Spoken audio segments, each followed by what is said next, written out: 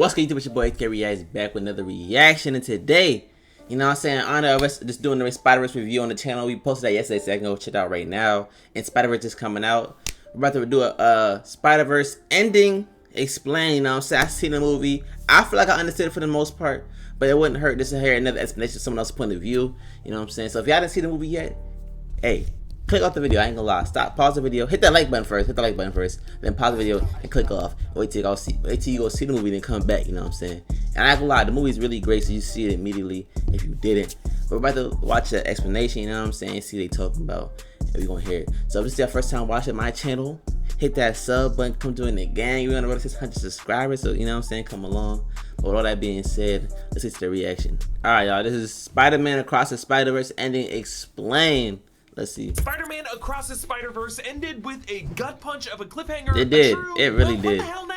Moment. Setting up the next installment, Beyond the Spider-Verse, currently slated to release March 29th. Ooh, I can't wait, yo. There's a lot to explain with this movie's take on the Spider-Verse, or I should say arachno-humanoid poly-multiverse. No post-credit scenes. Thanks. So in this video, we're just going to discuss where this movie leaves us and what's coming next. Spoilers ahead. Also, hey, I seen it. Down new details of 2018's Into the Spider-Verse over on the Deep Dive channel, where on Friday I'm hosting a live breakdown of Across the Spider-Verse at noon Eastern. Support me with one of these Miles Morales Multiverse Dive shirts. That shirt's kind of fire. It's one of my favorite new shirt designs. That is we tough. wear this all the time. And thank you to Box Soup for sponsoring this video. More on their tasty offerings later. So in 2023, Spider-Man Across the Spider-Verse, Miles Morales learns that the Spider Society of Miguel O'Hara has excluded Miles because he is an anomaly. That his spider, Alchemix Spider number 42, came from another universe, Earth 42, and was never supposed to bite him. According to Miguel, this collider event caused Miles' universe's Peter Parker to die. It left Earth 42 without a Spider-Man, and it created the multiverse-consuming villain, the Spot. In Miles' universe, Jonathan Owen revealed in this movie to be the Alchemix scientist in the 2018 movie that Miles threw a bagel at, producing that hilarious action word of bagel. So Miguel explains the nature of the Spider-Verse. I don't want to pause it, but bro, when I first found out the Spot, that was I was kind of hilarious. AKA the web. You think he was a goofy character, but they turned into something. Spiderverse. It's called the arachno-humanoid poly-multiverse. You always lose me with that. This web, he says, is made up of interlocking nodes of canon events, critical rites of passage for all spider people, which include deaths of loved ones and sacrificial deaths of police captains, which for Gwen Stacy would be her father George Stacy, and for Miles would be his father Lieutenant Jeff Morales, soon to be Captain Jeff Morales. And Miles, as an anomaly, disrupts these canon events just by his nature, which we saw in Mumbattan when Miles saves Puppeteer Prabhakar's girlfriend's father, Captain Singh, from the fallout of the crumbling Alchemix building in that universe. So Miguel and his society trap villainous anomalies from the multiverse in these amber-colored shells, including a live-action cameo of Donald Glover as an alternate universe Aaron Davis Prowler. Remember, Glover played Aaron Davis in 2017 Spider-Man Homecoming in the MCU. Now, he wasn't necessarily Prowler yet at that time, and he also cameoed in 2018's Into the Spider-Verse on Aaron Davis's TV from an episode of NBC's Community when, as the character Charlie, he wore Spider-Man PJs. I've never seen that. AKA Childish Gambino voiced Miles Morales in the Ultimate Spider-Man animated series. So Miguel tries to replace Miles for just a few days to let Miles' father Jeff die back on Earth 1610, because we know the Spot is targeting him. But Miles is able to use his electricity powers to explode out of the energy field, and he flees all the spider people in the HQ. He lures everyone on a chase on the high-speed rail train of Nueva York. Then he fries Miguel's techno-organic suit and leaps back down to the lab, where he uses a machine to cocoon him in a shell that will send him back to his home reality based on the DNA of the spider that bit him, so that he can save his father. Miguel does the same to Gwen Stacy, sending her back to Earth 65 with no multiverse gadgets, so she's not able to help Miles. Bringing us to the final act, where things get really eerie. Yeah, hold on. He a G. Through the rain, he passes reflections of Spider-Ham, Penny Parker, and Spider-Man Noir, his friends from the 2018 film. But this red and green tinted world just looks a little off compared to the Brooklyn he left behind. Now, when you're watching your favorite movies and shows, they've got your eyes and ears covered, but what about your other senses? Meanwhile, Miguel leads a search party of Jessica Drew and Ben Reilly to Earth 1610 to stop Miles, Spider, Jeff die, and defeat the Spot. Gwen Stacy, meanwhile, back in Earth 65, makes peace with her dad, George, who decided to resign from the police force and therefore not be a captain. And he gives her a different gadget designed by Hobie Brown that he a GOAT, bro. Shout out to Spider Hobie Brown, whatever his name is, Spider Punk. He the MVP of this thing. Like that boy, I didn't even realize when he was grabbing all that stuff, he was making his own watch. I was like, I put two and two together after, but he definitely was the GOAT of that movie, bro. Used to go to 1610 to help Miles. Yes, so Miles sir. has gone home. A little detail in this bedroom. Boxing gloves now hanging from the doorknob. This is a room of a Miles who's still working the bag. So Miles tells his mother Rio that he's Spider-Man, and we think Gwen is listening outside, but Rio doesn't know who Spider-Man is. And for a second, we think it's a joke that Rio might just not be caught up on current events, but no.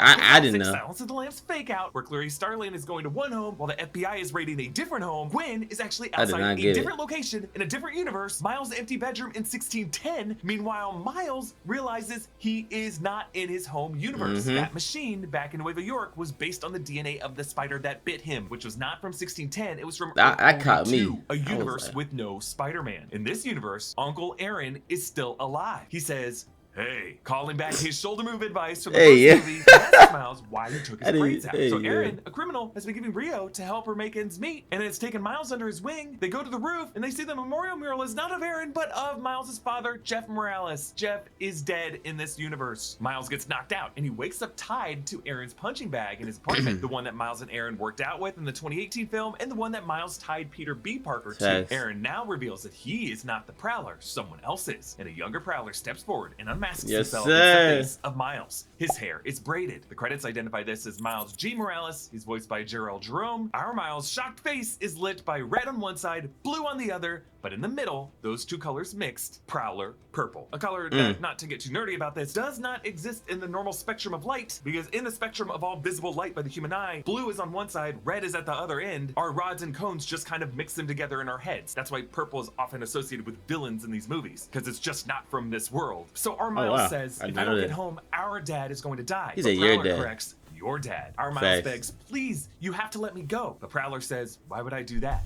And he clenches his arm. It was cool how like he kind of had like a more Latino accent since his dad was dead. Like, you know what I'm saying? Punching bag right beside it was kind of cool. Face. So the film ends with the spot closing in on Miles' father, Jeff, back in 1610. But we hear this wild drum solo, taking us back to the opening image of the movie. Gwen Stacy's drumming with her band, Mary Jane's. Remember, this movie began with Gwen Stacy leaving her band, and now she says she found a new band. Yes, sir. Herself, Gwen Stacy, Peter B. Parker, Hobie Brown, Spider-Man Noir, Penny Parker, and Spider-Ham on course to rescue and avenge Spider-Ham Miles. to go. End of movie. No post-credit scene. See you next year for Beyond the Spider-Verse. But how do any of them untangle this mess? Well, you could say Miles' dad might just be able to go the George Stacy route and resign from the PDNY, but I don't know. That seems like a technicality and not really be able to undo the anomaly of Miles' existence as a Spider-Man. Of course, it's also possible that Miguel's interpretation of the rules of the web and life and destiny are not sacrosanct, and that rather than Miles being the exception, the anomaly, the mistake, the Spider-Verse might be stronger if more spider people were bitten by spiders from other dimensions, because it would make them responsible not just for their homes, but other neighboring universes. One thing we've learned about these movies is that sometimes folks just have to live in multiple worlds at once. And so maybe by defeating Prowler Miles in the next movie, the solution could be to save him by getting him bitten by a radioactive spider from another universe. And since this movie established Spider-Verse canon events, as Andrew Garfield, Peter Parker mourning the death of Captain Stacy from the 2012 Amazing Spider-Man film, and Tobey Maguire, Peter Parker grieving Cliff Robertson, Uncle Ben's death in that movie, two universes we know are linked to the MCU by Spider-Man No Way Home. And the Spot in this movie visited Mrs. Chen. That was crazy. He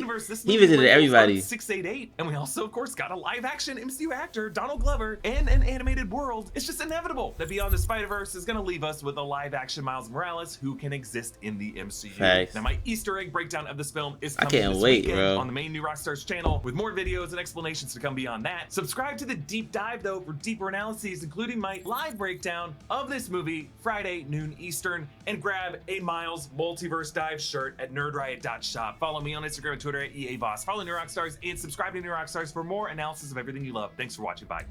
Hey, shout out to my boy, you know what I'm saying? Hey, that movie is good, bro. I ain't gonna lie, that movie is good. Like, when I first found out that he was in the wrong universe, yo, my mouth paused. It was like, I couldn't believe it. It was crazy.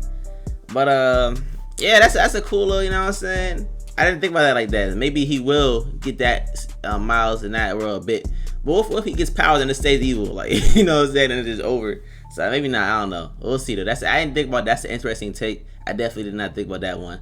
Yeah, let me know down below. What is y'all takes? What do y'all think is gonna happen next? What's gonna be the next outcome? Do y'all think Miles' dad's gonna survive? I think I don't know. I don't feel like he's gonna step down from captain. So if he has to go, that's gonna be crazy. I ain't gonna lie. He lost Aaron and his uncle. I mean his dad. That'd be crazy. But with all that being said, I appreciate y'all watching the video. If y'all are new to my channel, hit that sub button. I appreciate if y'all hit that sub button. We on the road to 600 subscribers, so you gotta keep hitting it up. You feel me? Hit that like button and hit that notification bell so I know when I post. With all that being said, it's your boy HK Reacts, and we are out of here.